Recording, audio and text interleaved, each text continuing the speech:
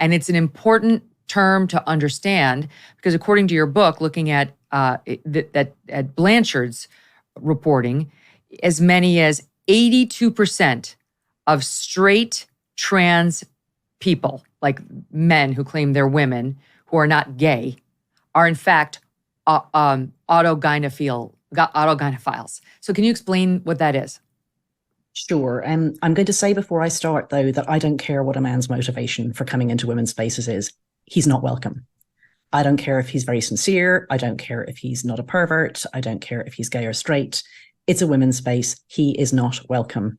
As they say, good men Amen. Keep out so that we can keep everybody else out. I don't allow my husband, I don't allow my sons into women's spaces, and I expect them to respect women's boundaries. That said, there are different motivations for thinking that you are a member of the opposite sex, both for men and for women. And among men, the two common presentations are, one, that they were very, very effeminate or feminine, or to use the pejorative term, sissy little boys. And the world, maybe their own family, gave them the strong impression that this was not okay, and that a little boy who's like them has something wrong with him and is a girl, really. Now, that kid, if he's supported and nobody lies to him about what's possible, will grow up to understand that he's a gay man and hopefully, be a happy, healthy, fully functioning gay man in adulthood. Unfortunately, we're transing those kids now, so we are taking away their futures from them. But the other group are straight men who have an unusual, whether you think of it as a sexual orientation or a sexual fetish will depend on how you think sex works. But what attracts them and excites them sexually is the idea of themselves as women. That's their fantasy. It's almost as if they're in love with the woman version of themselves. And that's where all these phrases like, I have a woman inside, I am really a woman inside, come from. And it's on a spectrum with erotic cross-dressing, which is a common male sexual interest. Lots of straight men do dress up as women and find it sexy. So some of these men become more and more and more bought into this fantasy to the extent that as they get older, it becomes impossible, or they think it's impossible, to live without acting out that fantasy. And they don't want to just keep the fantasy woman to their bedroom or to their, going away on cross-dressing weekends with other men or whatever it is, or sharing pictures on some cross-dressing website. And now, of course, they can go and say, I'm really a woman. And I actually think that a lot of them think they are really women. Like they've been fantasizing about this woman for so long that she feels very real to them. And now, of course, they're stunning and brave. They're the best women. But what is so unusual and destructive about this sexual desire and urge is that it requires everybody else to play along. That's part of the fantasy. And that's not true of sexual desires in general.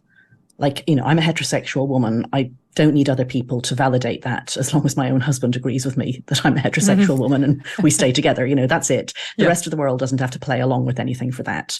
But if you're a man whose deepest sexual desire is that he is really a woman, then that man requires everybody, specifically women, to agree with him.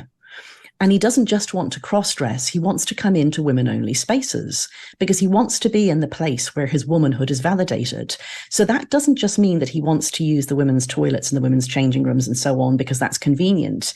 It means he wants to use them for validation. He goes into them specifically. So all these men, they go and they join menopause support groups on Facebook. Oh, they join women-only swim sessions when actually there's a mixed sex session as well. They do all these things that only women can do because that's the thing that they get off on.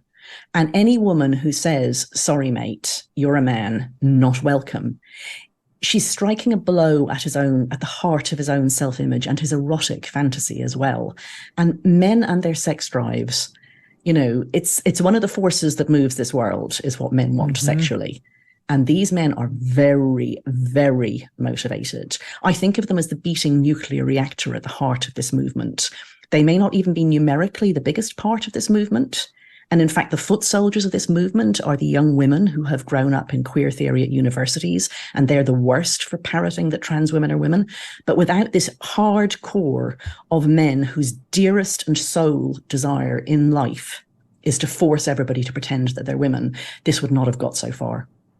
This sexual fetish is taking over our world, our little girls' world, all of our spaces. And so to put it in legal terms, we have standing to object And yet it's not recognized by all these institutions that want to sound and look inclusive.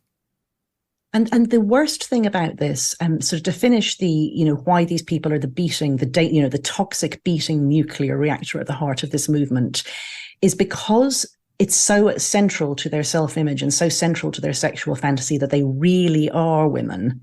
They don't want you to play along. They don't want you to be like, yeah, whatever, okay, you're basically like a drag queen, I don't care if men wear women's clothes. And so they say that they were always that way, that really inside they're women. And that means they have to have been trans children. It means there have to have been trans children. So these men are the ones who want children put on sterilizing drugs because to validate their sexuality. They're so dangerous.